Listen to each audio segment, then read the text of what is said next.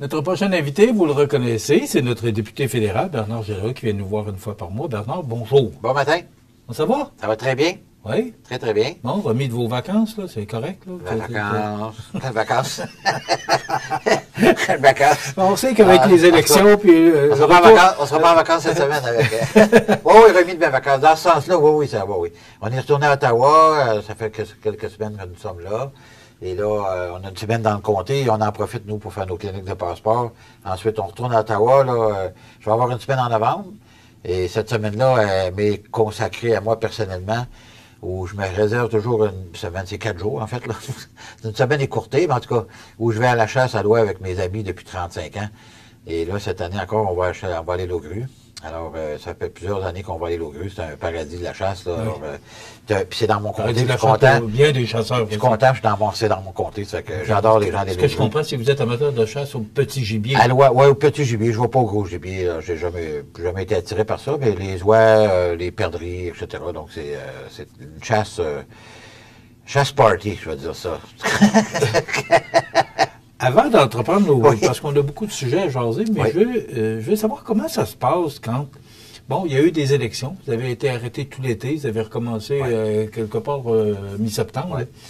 Comment ça se passe là, avec les nouveaux députés qui arrivent? Bon, Écoute, vous êtes président du caucus québécois, on le sait. Du Québec, oui. On est 11 au caucus du Québec. Oui. Donc, Comment ça se passe, le retour? Ben, nous autres, on n'est pas dans... c'est un apprentissage, en mais- fait, c'est de découvrir, parce que, en fait, si tu prends pas la peine, moi, je fais ça, là, mais c'est pas tout le monde qui fait ça, mais si on prend pas la peine d'aller voir nos nouveaux collègues, ben, je vais te donner un exemple, dans la région de Brampton, en Ontario, puis un de la Colombie-Britannique, c'est les gens, leur nom de famille, c'est Gill. Gill, c'est des Indiens de l'Inde. C'est un patronyme là, de l'Inde, c'est comme les Lévesque et les Ouellet ici, là. Alors, moi, je l'appelle la Gill Family. Puis, ils me trouvent tellement drôle quand je leur dis ça. Ils sont pas parents, là, ni un ni l'autre, comme les Lévesque du Lac-Saint-Jean et les Lévesque d'ici. Ils sont peut-être parents de quelque part d'une vieille souche là, en arrière, là, mais dans le quotidien, c'est pas des gens qui se côtoient nécessairement. Ils sont pas sont dans la même région, mais pas dans la même ville nécessairement. Mais ils ont tous le même nom. Donc, si on prend pas si on fait pas l'effort d'aller rencontrer ces gens-là, apprendre ce qu'ils faisaient dans la vie, etc., on n'a pas le temps de se parler bien. Toi puis moi, là, à Ottawa, là, ça roule, puis pas de taponnage. Là. Fait que moi, je prends ce temps-là, quand on est en Chambre des communes, ou en tout cas dans le lobby qu'on appelle, je prends le temps d'aller jaser avec ces gars-là. Donc, mais il faut faire l'exercice. Autrement, on ne réussira pas à les connaître, même dans un mandat de 4 ans là, ou 3 ans. Là. Vous êtes quand même 300... On est 330, on est sur 343, mais mais je parle même de chez les conservateurs, là. Tu sais, on n'est pas tout le temps à la Chambre des communes ensemble, sauf pour la période de questions. Un coup que la période de questions est passée, on s'en retourne toutes dans nos... C'est comme une fourmilière, là, un paquet de fourmis qui s'en retournent dans leur cagette, là. On s'en va dans nos bureaux. Oui, on siège, mais quand on est de garde, on passe la journée. On est de garde une fois par semaine, avec le nombre que nous sommes. Avant, on était de garde 2 fois par semaine, parce qu'on était juste 110. Là, on est 144. On a de l'espace pour être capable de... Puis d'ailleurs, j'avais 2 comités avant. Moi, j'en ai juste un maintenant, là. J'ai le comité du patrimoine.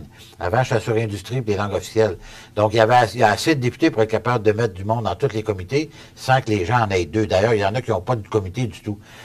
Mais au niveau de la connaissance de ces individus-là, de nos collègues, s'il faut vraiment prendre la peine de se donner, là, de se donner la peine d'aller les rencontrer, jaser avec eux autres, puis apprendre ce qu'ils font dans la vie, parce qu'autrement, tu vas aller chercher sur Internet, là. Mais, parce qu'on n'est pas toujours ensemble. On a des comités, on n'est pas tout le temps de garde ensemble, il y a des rôles, les gangs changent, là, quand on est de garde, là, c'est pas tout le temps les mêmes. C'est que, faut se donner la peine de connaître nos collègues, là.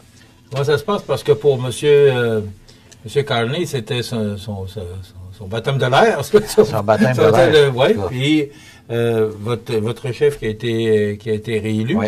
Comment ça se passe avec... Ça se passe très bien. Très, très bien. On s'en va en janvier, là, fin janvier, l'année prochaine, à Calgary pour un congrès annuel. On a un congrès tous les 2 ans. Le dernier était à Québec, d'ailleurs. Donc, on a un congrès, puis il va y avoir un vote de confiance. Je n'ai aucune hésitation de dire que Pierre aura un très bon score. Je suis à peu près convaincu. Il est très, très... comment je pourrais dire, il est très admiré dans le caucus. Tous les gens qui sont là. Puis hier, je ne sais pas si tu as vu, mais à Terre-Neuve et Labrador, c'est un nouveau gouvernement conservateur qui a été élu. Donc, il reste un gouvernement libéral à travers le Canada. Le reste, c'est tous des gouvernements soit NPD ou soit conservateurs. Donc, il y a un mouvement actuellement. Vous parlez de Terre-Neuve, c'est progressiste conservateur. C'est progressiste conservateur. C'est progressiste.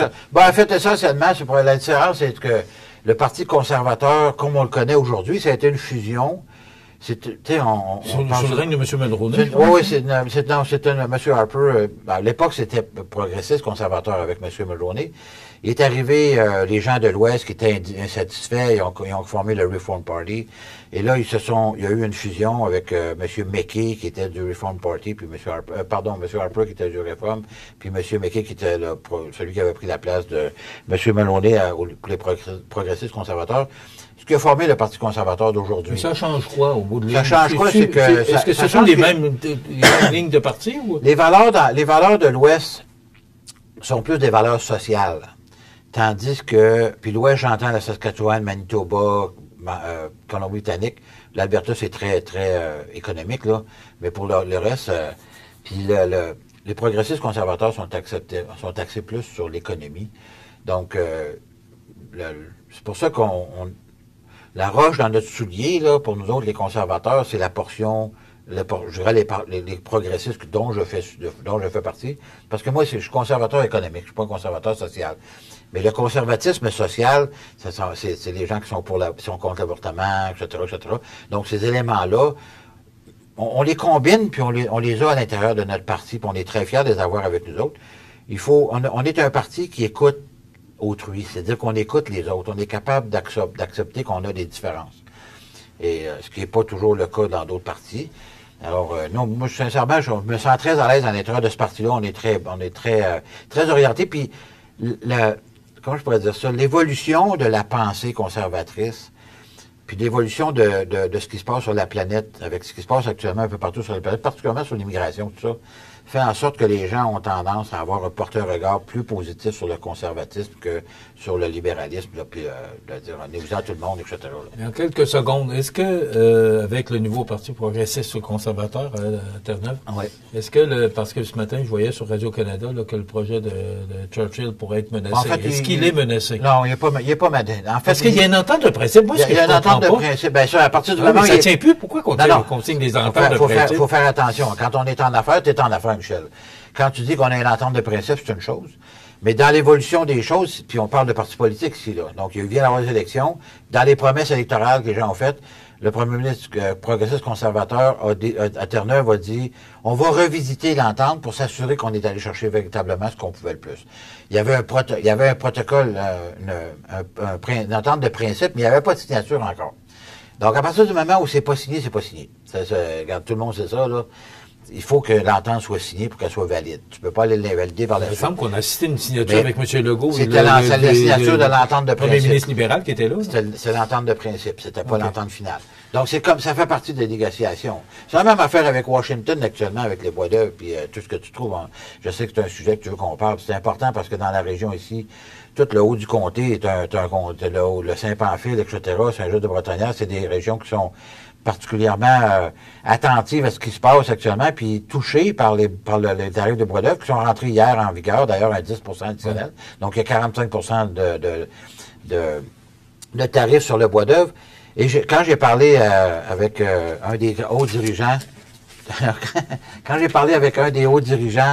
de Groupe Lebel, il me disait l'été dernier, ça c'est il y a 4 mois, là, il me disait que sa plus grande inquiétude n'était pas les tarifs comme la baisse de la construction de maisons aux États-Unis.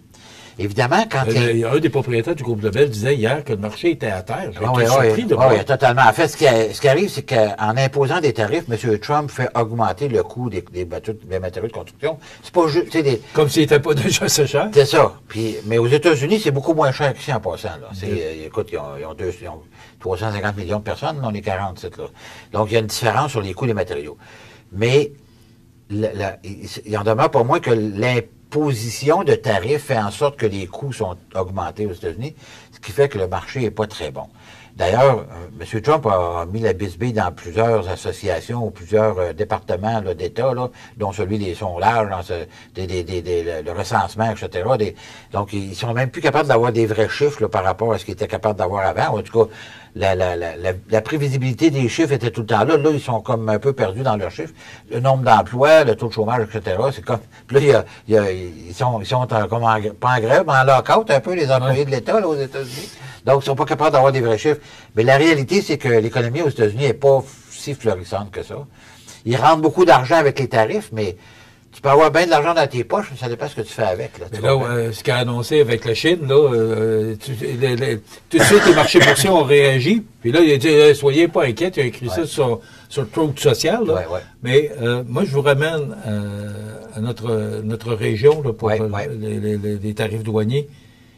Qu'est-ce que vous pouvez faire, Bernard? Qu'est-ce que le parti, vous en fait, qui êtes député, M. Carney est allé rencontrer M. Trump, puis il a eu bien du fun, là, mais il me semble qu'il ne s'est pas rien passé. Puis M. Trump a dit, cassez-vous pas la tête, là, soyez pas inquiets, il va partir heureux.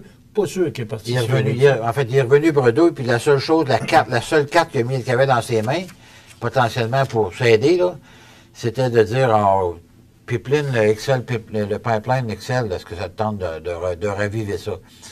Je me souviens que Biden avait mis la clé dans la porte dans ce projet-là. C'est quand même pas une mauvaise idée. Puis Trudeau s'était dit en accord à ce moment-là, mais c'est Biden qui avait dit non. Mais en fait, c'est pas une mauvaise idée. C'est pas une mauvaise idée pour vendre notre pétrole, mais aux États-Unis. Mais la réalité, c'est qu'on veut, on veut se libérer de cette emprise qu'on a envers les Américains parce qu'on dépend trop d'eux. Alors là, on irait en leur vendre encore plus de pétrole quand on est capable de faire un pipeline qui pourrait sortir, à Vancouver, pas à Vancouver, mais dans le nord de la Colombie-Britannique, ou à Churchill, au Manitoba. J'ai bien hâte de voir comment parce que tu sais que la première ministre de l'Alberta a mis un peu au pied du mur en lançant un projet elle-même. Il n'y a pas de partenaire privé pour l'instant. Le problème qu'on vit actuellement, c'est l'exode des capitaux du Canada vers les États-Unis actuellement. Alors, encore un matin, là, je m'en vais tantôt, là, Stellantis, c'est une compagnie d'automobile, il a décidé de s'envoyer, il déplace un... on peut-tu les blâmer? En fait, on peut-tu les blâmer? La réalité, c'est qu'il faut que nous, au Canada, on mette des conditions gagnantes pour que les gens demeurent ici. Au moment où on se parle, nous n'avons pas des conditions gagnantes pour développer des grands projets majeurs, parce qu'on a encore C-69, C-75, on a encore un paquet de projets de loi qui fait en sorte qu'on vient se tirer dans le pied. On n'est pas capable de faire des projets d'envergure au Canada. Puis ça, c'est sans parler de toute la bureaucratie qui entoure ces projets-là. Ça n'a aucun bon sens. Ouvrir une mine au Québec, ça prend 20 ans. Comment veux-tu? Dans 20 ans, là, les Chinois vont être rendus à 100 ans en avant de nous autres. Là. Il faut qu'on soit capable de bouger plus rapidement. Mais par contre, je vais vous entendre. Je reviens là-dessus. Qu'est-ce que vous posez la question? Qui me disent des contre-tarifs. Pourquoi qu'on a lâché les contre-tarifs? Les contre-tarifs nous faisaient mal encore plus au Canada. Oui, mais au moins, on avait un peu... Non, mais tu ne vas pas juste mettre des contre-tarifs, ramasser de l'argent, puis après ça, redistribuer des subventions à tout le monde. On veut pas vivre au crochet de l'État. On veut vivre dans un pays où on est capable de faire des affaires. Actuellement, on n'est pas capable de faire des affaires. Je parle de grands projets. Parce que c'est trop réglementé? Parce que c'est bien trop réglementé. Écoute, pour faire un pipeline au Canada, c'est presque une mission impossible. Ça devrait devenir une mission possible. Puis pour que ça devienne une mission possible, il faut enlever le Tanker Ban en Colombie-Britannique, il faut enlever le C-69, qui est un projet anti-pipeline essentiellement, Trudeau a mis en place. C'est comme s'il ne voulait pas qu'il y en ait. Il n'y a pas de problème à en faire. Puis d'ailleurs, M. Carney, avec Brookfield, avec son entreprise, ils ont construit des pipelines aux États-Unis. Là. Donc, il en veut des il n'y a pas de problème. Là. C'est payant pour lui d'envoyer du pétrole aux États-Unis. Ce qu'on veut, c'est de développer le Canada, de développer des emplois ici, pas aux États-Unis. Et puis là, il est allé dire qu'il allait investir 1000 milliards de dollars aux États-Unis sur 5 ans. Hey, on va l'investir. Pourquoi on l'investit pas au Canada? Tu sais, je veux dire, c'est une drôle de façon de voir les choses de la part de M. Carney actuellement. Là. Très drôle. Là. Puis là, depuis qu'il est arrivé en poste, tous les tarifs ont doublé. Minimalement. Alors, il n'a pas gagné rien, là, contrairement à depuis qu'il est en poste, il est en poste depuis le mois de mai, puis M. Trump est arrivé au mois de janvier. On comprend que M. Trump, c'est sa ligne de parti, c'est son idée. Mais il avait dit qu'il allait avoir une entente pour le Canada le 21 juillet. C'est pas nous qui a promis ça, là. C'est lui qui a promis ça. Ben, il a failli à la tâche, puis il faillit encore à la tâche. Encore des tarifs qui s'ajoutent encore actuellement, là. On va faire une pause? Oui. L'idée, c'est prendre un verre d'eau, puis on revient avec M. Généreux dans quelques instants. Alors, je vous rappelle que notre invité aujourd'hui, jusqu'à la fin de l'émission, c'est M. Bernard Généreux, qui est notre député fédéral. Bernard, en fin de semaine, on dit, et M. Trump le dit, c'est pas Michel Montminy qui le dit, là, mais M. Trump le dit que c'était historique. Moi, je crois que ça l'était, là. C'est tout à fait je veux vous entendre là-dessus. Vous pensez quoi de ce qui s'est passé en fin de semaine à Gaza? Ben, chapeau à M. Trump. Faut lui donner, il faut donner à César ce qui appartient à César. Là. Il vient de régler un conflit qui durait depuis 2 ans, mais en réalité, avec la prise des otages, qui durait depuis 2 ans avec le massacre que le Hamas avait fait en Israël. Il vient potentiellement, je dis bien potentiellement parce qu'il reste encore des éléments à l'intérieur de son plan de paix à mettre en œuvre, mais il vient de régler un conflit qui dure depuis 40 ans essentiellement. Donc, potentiellement, encore une fois, je dis bien potentiellement, ça pourrait être la fin réelle d'un conflit au Moyen-Orient qui a exacerbé cette région-là, exacerbé le monde au complet parce que, sincèrement, tout le monde s'en est mêlé, puis tout le monde a essayé de faire quelque chose, puis ça n'a jamais marché. M. Trump s'est servi de sa puissance pour dire à Netanyahou, enough is enough, ça c'est assez, là, puis faut que tout le monde rentre dans le rang. Il rencontre Zelensky vendredi. Oui, ça, c'est le prochain conflit à lequel il va s'adapter, puis je pense que Poutine, qui ne veut pas écouter, là, il va peut-être falloir qu'en lui coupant les vivres, parce que les États-Unis ont encore beaucoup de pouvoir pour mettre de la pression sur des pays qui ou bien achètent du pétrole de la Russie, ou bien, tu comprends, il y a de la macroéconomie ici potentielle pour littéralement étouffer la Russie tout seul dans son coin. Puis Trump est capable de le faire. Puis il va, je te jure qu'il va le faire. Je suis à peu près convaincu. La réalité, c'est que l'Ukraine, en fait, elle est à côté sur l'Europe. Puis l'Europe va la protéger aussi longtemps que faire pas ça peut, même que le Canada fait 20 milliards en envoyant là en passant. Là. Donc, on est vraiment partie prenante de ce projet-là pour le défendre. Puis Trump est conscient. Puis là, il en a parlé avec Poutine plusieurs fois, puis ça n'a pas abouti. Mais je suis convaincu qu'un coup, le Moyen-Orient réglé, il va aller s'attaquer à cette problématique-là. Il faut régler ce conflit-là. Ça coûte une fortune, ça n'a aucun bon sens. Puis ça donne rien, parce que dans le fond, la Crimée, qui était déjà partie finalement avec la Russie, qui avait repris, je pense qu'il faut qu'il laisse le reste, puis qu'il sorte de là, le plus rapidement possible. Et pour ce qui a pris de terrain, là, il a gagné quelques roches. Il pensait à gagner l'Ukraine en 24 heures, puis on est rendu 4 ans plus tard, puis il n'a toujours pas réussi. Ça fait que, puis il est mort des milliers de personnes, là. Il ne faut pas oublier ça. Puis Poutine ne veut pas perdre la face. Non, c'est ça. Mais il va y trouver une façon de... On ramène ça au local. Ouais. C'est sûr qu'on ne peut pas rester indifférent à ces guerres-là. Absolument pas. Et vous l'avez dit, c'est les humains, c'est les civils qui sont tués pour rien là, dans ces conflits-là. Tant à Gaza en Ukraine. Qu'en Ukraine, oui. Chauffeur Inc. plus témoin pour des comités. Notre rôle en tant que député, c'est aussi... expliquez-moi, c'est quoi Chauffeur Inc.? En fait, il y a un problème sur nos routes au Québec actuellement, puis au Canada. Pas juste au Québec, mais ça passe par le Québec parce que l'Ontario et les Maritimes, c'est très interconnecté en termes de d'achat de biens. Il y a des chauffeurs qui prennent, en fait, faut faire attention à ce qu'on dit puis la façon dont on le dit, mais il y a une façon d'être capable de déjouer la loi d'une certaine manière, en Ontario particulièrement, où des immigrants, des gens qui arrivent au Canada par le biais d'écoles. Ils viennent ici pour étudier, mais en réalité, ils ne vont pas étudier. Mais en fait, ils étudient pendant 2 jours pour devenir un camionneur. Au bout de 2 jours, ils ont un permis de conduire. Puis au bout de 2 jours, ils embarquent dans un camion qui leur est donné ou prêté. Puis là, ils se forment une compagnie. Puis de cette compagnie formée-là, ils s'en vont, puis ils vont faire des livraisons un peu partout au Canada, mais ils n'ont aucune expérience de la route, encore moins l'hiver. Puis là, au Québec, comme tu sais, les inspecteurs routiers là, des camionnages sont en... Négociation. Ils sont en négociation, ils veulent être armés, puis en tout cas, c'est compliqué, là. Mais ça, le gouvernement du Québec est en train de régler ça. Mais à Ottawa, on a aussi un impact parce que ça parle d'immigration, ça parle d'émission de permis de début d'entreprise. Ils chargent des taxes. Les gars, c'est comme des travailleurs autonomes, dans le fond, qui sont engagés par des compagnies. Puis, ces compagnies-là n'ont pas besoin de verser à ces travailleurs autonomes-là tout à l'heure. Ils n'ont pas besoin de charger les frais d'assurance emploi, l'assurance médicale, l'assurance, etc. Ce qui fait en sorte qu'ils sont à 15, 20, 25% moins chers pour faire le même voyage que le transport Saint-Pamphile, par exemple, que Véronique Gagnon est venue témoigner à Ottawa la semaine passée. C'est moi qui l'ai fait venir dans le comité des transports. Donc, elle est venue expliquer comment est-ce qu'il fonctionne, puis il y a plusieurs témoins qui l'ont fait d'ailleurs.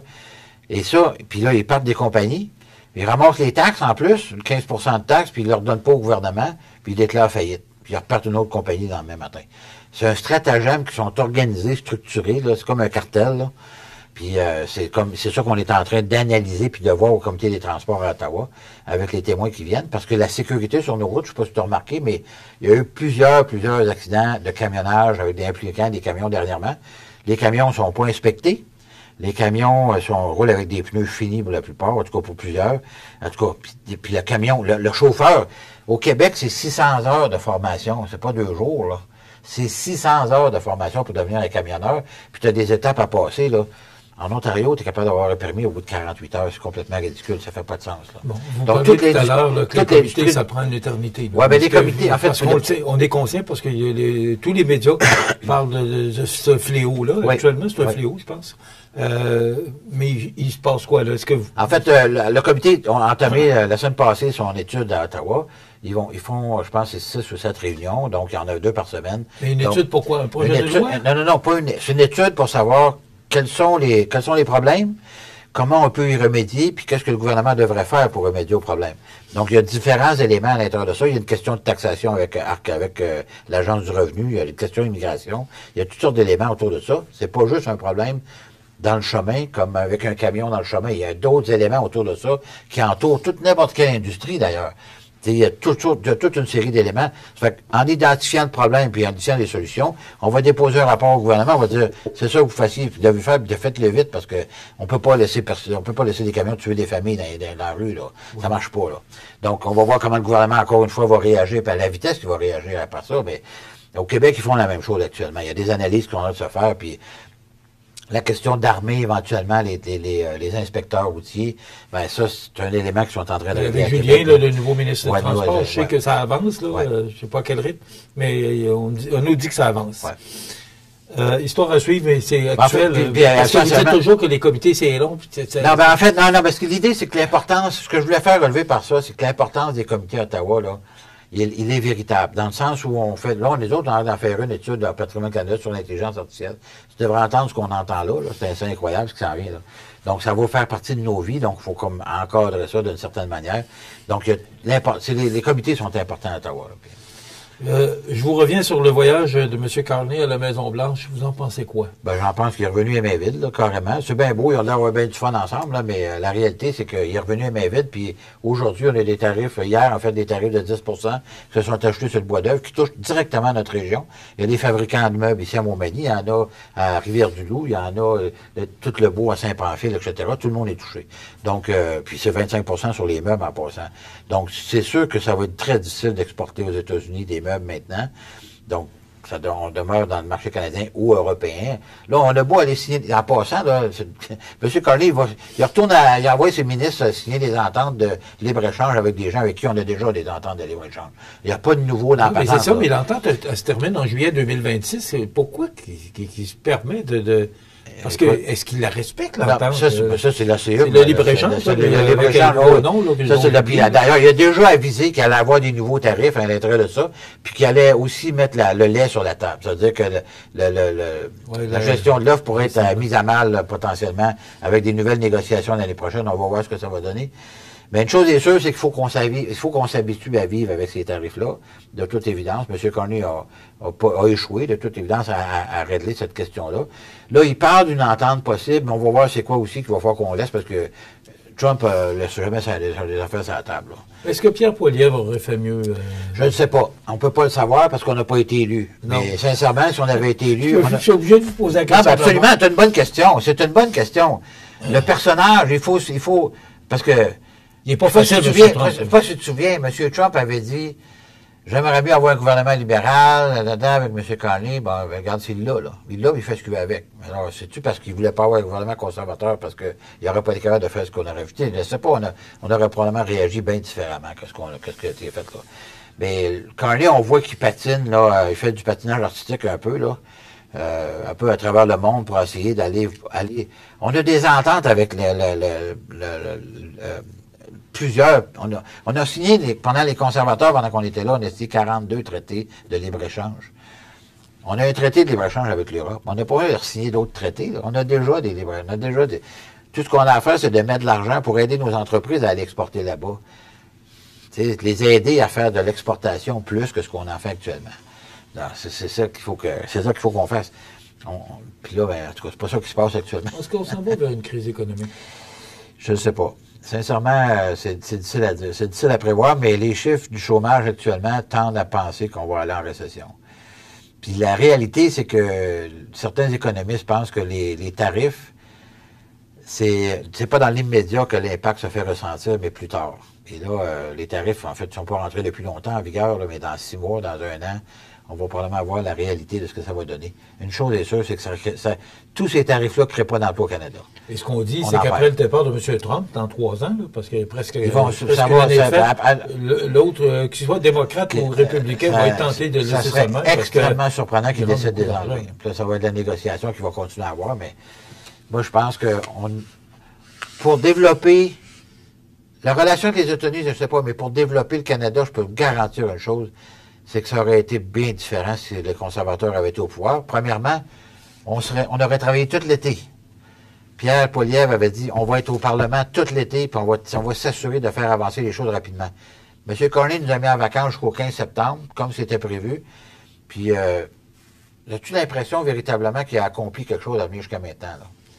Quand on les regarde, là, de façon il a annoncé 5 projets, les projets majeurs. Il a créé de la bureaucratie pour les projets majeurs, créé de la bureaucratie pour construire des maisons. Ils veulent construire 2 millions de maisons par année. Oublie ça, là.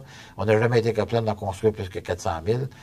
Tu sais, je veux dire, il a ajouté de la bureaucratie. Ça fait partie de l'idéation libérale, ça, de rajouter des couches, puis des couches. Ça finit plus, puis on se perd en conjoncture. Ça n'a pas de bon sens. Puis là, ils disent qu'ils veulent ramener l'équilibre budgétaire. J'ai hâte de voir le budget, parce que Jean-François-Philippe Champagne, il va faire des tourniquettes à Ottawa quand il va faire son budget. Puis il dit que ça va être un budget générationnel. Le 4 novembre. De rajouter 100 milliards de déficit, là, puis on s'annonce pour en avoir 250 milliards de plus d'ici 3 ans, là. C'est pas pour aider une génération qui s'en vient, ça, là. En tout cas, pas à ma connaissance. On va vous inviter, justement. Le budget, c'est le 4 novembre. On va vous inviter pour avoir vos commentaires. Il nous reste 3 minutes. Il faut que je vous parle des cliniques de passeport qui se passent aujourd'hui. Absolument. À Espace Citoyen. Absolument. Ce soir, à partir de 16h, 4h, vous êtes les bienvenus. Si vous voulez renouveler votre passeport, vous pouvez aller sur bernardgénéreux.ca, sur mon site web, pour aller chercher les formulaires. Et sincèrement, ça va nous faire plaisir. Puis là, Michel, c'est la 10e année qu'on fait ça. Alors, on va renouveler des gens qu'on a fait des passeports il y a 10 ans. Je suis à peu près convaincu. Donc, les gens, je suis pas mal sûr qu'ils vont revenir nous voir. Puis là, avec la grève des postes, il faut que les gens savent que nous, on envoie les passeports tous dans un bloc. Puis normalement, 30 jours après, les gens les reçoivent. Avec les grèves des postes, on va voir comment ça va. Puis là, ils ont quand même repris la livraison, là. Ils ont quand même repris la livraison là, du courrier de façon un peu aléatoire.